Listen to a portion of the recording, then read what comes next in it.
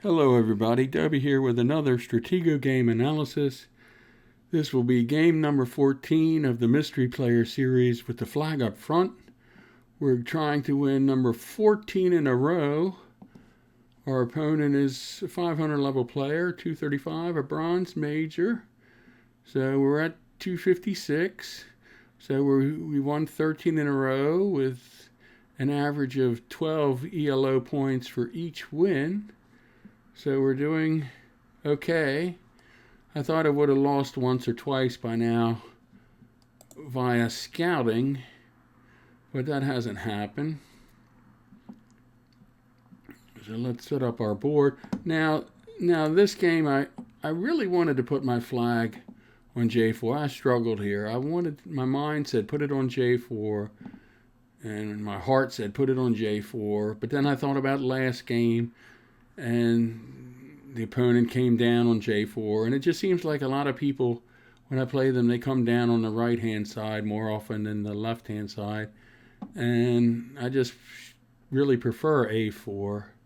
But this game, something told me to put the flag on J4, but I didn't listen to myself. So we're setting up the board. And while we're waiting here, one thing you shouldn't do is here what I did here. On the second row, you never want to have high pieces next to a bomb. And the reason is late in the game, late in the game, your opponent's high piece can sit here above the bomb, and then if they scout your piece here, and this is locked in, this piece is dead then. So that's why now if this was a low piece here and this was a high piece, the low piece then could, once this is scouted, the low piece could sacrifice itself to the opponent's high piece, and then your piece is on a diagonal and is safe. Then he can go back and forth between these two spaces. But with a bomb here, you can't do that. So when you're setting up your setups, don't have high pieces, especially on the second row from the bottom. Don't have high pieces next to bombs. And then likewise, when you're going to tack on your opponent's side, try to put your high piece above a bomb. That way you know this piece or this piece can't get away if they're locked in. They can't get away once they're scouted. So, but if you're playing a really good player who knows this, you're only going to get a scout or a sergeant or maybe a lieutenant if you're lucky. But so that's one good setup trick. So, and I like the marshal up here now. I think this is the ideal spot, even though it is kind of a giveaway because most beginners like to have their marshal outside, right below the lake on the outside. I think maybe down here is too far to protect the flag, and over here is a little bit too far. You don't like here because you can get scouted when you go up and over. You could get scouted easily. So, all right, we're waiting for our opponent, and let's see. I do like the corner bomb, and I do like this bomb. If you've watched some of the other games in the series, this bomb has killed so many good pieces.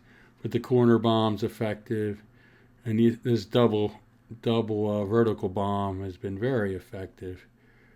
The key is you just want to try to protect your bombs as long as possible, so low pieces like sergeants and scouts don't find them. If you can protect your bombs, they will really help you out later in the game, especially when your opponents get desperate. And this bomb I really don't like. I'd rather have it down here because it's too easily to get scouted. But the only reason I have this bomb here is because of the flag, and I want people to think I have a symmetrical setup with a bomb here and a bomb here. So I actually want people to find this bomb. But if I was playing a normal game, I'm not a great fan of having a bomb on the front row except behind the lakes.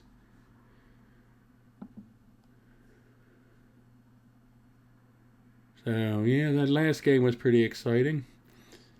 It's always exciting when it's a race to find the flag, and my opponent looks at all the bottom row pieces and can't find a flag. That's always it puts a smile on your face that you totally bluffed out your opponent. So that was a good win. I'm glad my opponent had a bad memory. We lucked out a little bit in the last game, and I guess we lucked out a little bit in our first game of the series. So, all right, let's see if we can luck out game number 14. Here we go. And I get to go first. So that's always nice going first, because then my opponent only has one chance to win. All right, if I went second, he could go now, he could go, and then I go up, and then he gets a second shot at winning. And I think the odds of winning, when I tested the setups, it was over 40, I think it was 42,000 games. The odds of a player starting and hitting this piece was around a little over 6%. And I think on the second turn was about 7%. And it was a little higher over here. And that kind of makes sense, because a lot of players seem to be attacking down this side more often than this side. So J4 seems to be attacked a little bit higher, maybe 6.5%, 7% on the first move, and a little bit higher, 7.5% or so on the second move. So if you average it out, you should lose, at least to the grab-on stats, around 10-12% of the time. It seems like in this series I go second a lot. So if you go second a lot, you're going to lose a little bit higher. But anyway, let's get started. I go first. We move up. And oh, there we go. There goes our 13-game win streak. Well, it had to end. I thought it was going to end sooner than later here. That was rather unfortunate. I wish I would have listened to myself and put the flag on J4. I thought I would maybe win 8, 9 in a row. To win 13 in a row is pretty good. So this, I didn't block out the person's name here, because I don't think I revealed too much of their setup. Just their scout. So congratulations to Klingel, or Klingel. No, I guess it's Klingel. Klingel stopped the win streak at 13. So 13, I guess, was our unlucky number. Or maybe 14, I guess, is the unlucky number. So we'll start a new win streak, and I'll get game 14 or game 15 up as soon as possible. All right, thanks for watching. Bye.